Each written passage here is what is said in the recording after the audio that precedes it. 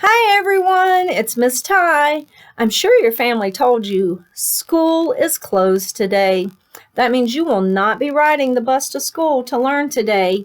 Instead, you are going to be doing school at home with your family or friends. One of the things I want you to do with your family or your friends when you're learning at home is to use your sensory tools. You might wonder, how am I going to use my sensory tools when they're all at school? Well, here's the good news. In the packets I'm sending home with you, I'm sending sensory tools for you to keep. These are your tools and they are going to stay at home. You do not send these tools back to school. They are yours. So let's look and see, what kind of tools are you getting in your packets? One of the tools you're going to be getting is a bag of sand. Now, parents, I want to let you know that the sand is going to be a little bit damp when you get it, and that's because anytime I open a new bag of play sand, it's always damp.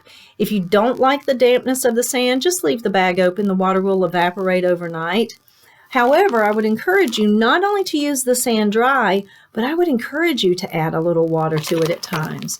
So sometimes your child might want to use the sand dry, and other times if you add just a little bit of water, it becomes more like sand at the beach and they can build with it. They can build sand castles, they can make alligators, whatever your child is into.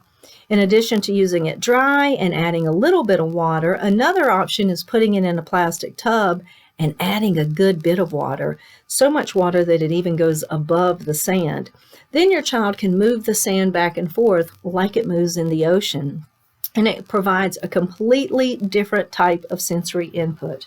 So dry, kind of wet, or wet enough that the sand moves like the ocean. In addition to that, I would encourage you to take the sand, put it in a bucket, put it in a tub, and then hide things in it. Maybe you want to hide something like cars or little toys. It's a great language activity. You could hide things and then have your child find them and ask, what is it? And then let your child label the items that they found. In addition to that, you can hide things like letters, numbers. You can take a piece of paper, write your child's reading words on it, letters, anything like that, your child's name, and then hide it in the sand, have them find it, and then when they find it, have them identify the number or letter or read their words, their reading words, or their name.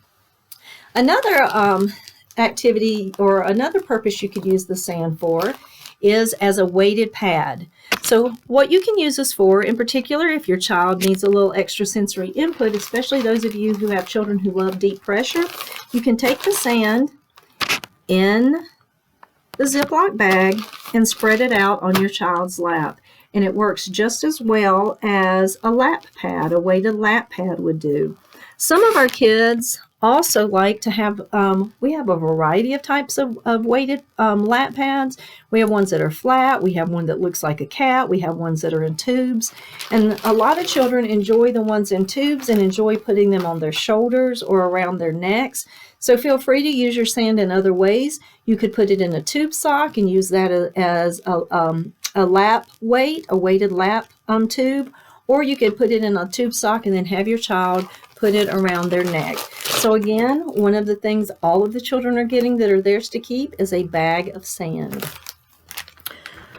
Another sensory tool that you'll find in your packets is a bag of rice. This just gives your child a different texture. Again, you're more than welcome to put it in a tub, put it in a bowl. I forgot to say about the sand. Also, let them, if you don't mind, use some of your cups, use some of your spoons, measuring cups to play in the sand. It's a great way to get them involved, and especially during a quiet time, if you need to be cooking or you need to be working on something, sensory tools are awesome for a break for parents and family members. So another one is a bag of a bag of rice. So the rice can be used as the sand is. I wouldn't wet it though. And then in addition to this, another thing you can do is to take the rice, put it in a sock, and then put the sock in the microwave for about 20 to 30 seconds. Make sure you check it for the temperature before you give it to your child. but then give the heated rice in a sock to your child, and children find it very comforting. It's, again, another great thing if you need a quiet time. If your child's becoming a little bit escalated, rice is another awesome option. All right, a third sensory tool that I am putting in your packets. Here we go. Let me put this up so that you can see it. All this is a Ziploc bag with paint in it. And so you can use this again in a variety of ways. You can put it on the table, have your child hold it and move it around. It feels really good because it's kind of slimy and gushy, kind of like if you were playing with shaving cream. Another thing you can do is use it for writing. So again, lying it out on the table, either you or have your child very gently rub over it. It will spread the paint out, and then you could have your child do things like write letters, write numbers, or simply write shapes. In addition to this, sometimes we use these for math. So let me show you how I might use this for math. I might say to my child or to your child, you know what? The other day I was outside and I saw this little bunny.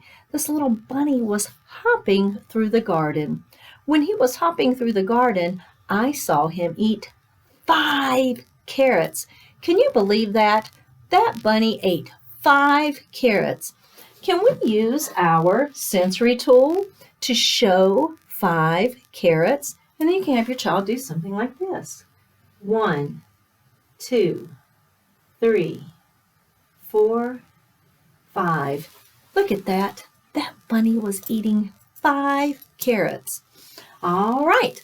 The very last thing I have, unfortunately, I don't have enough Play-Doh to send home to everyone. And if I can't send it to everyone, I can't send it to anyone. However, I did look online and I found a great and simple recipe for Play-Doh that has things you're very likely to have at home as ingredients. The only thing this Play-Doh requires is plain flour, salt, a little bit of oil, and then water. So another great sensory activity for you to use with your child is Play-Doh that you make at home, and get them involved in the making process. They would absolutely love it. It also gives you a chance not only to connect with your child, but to work on language, to work on following the steps of something. And again, I think this one has about 4 or 5 steps, the last one being enjoy. So this is a great family activity to get involved with. So again, when you get your packets, everyone will be receiving a bag of sand, a bag of rice, a bag of paint, and a recipe. If you come up with any other great ideas, let me know. We'd appreciate it. I just thought of one. One of them is using the sand in a baking pan. I forgot to say that. So another thing you can do is put the sand in the bottom of a baking pan, spread it out, and have your child write in it. So that's another good writing activity that you can use your sensory tools for. Anyway, enjoy your sensory tools. Have fun sharing them with your parents. And I can't wait to see you guys. Miss you and love you all. Bye.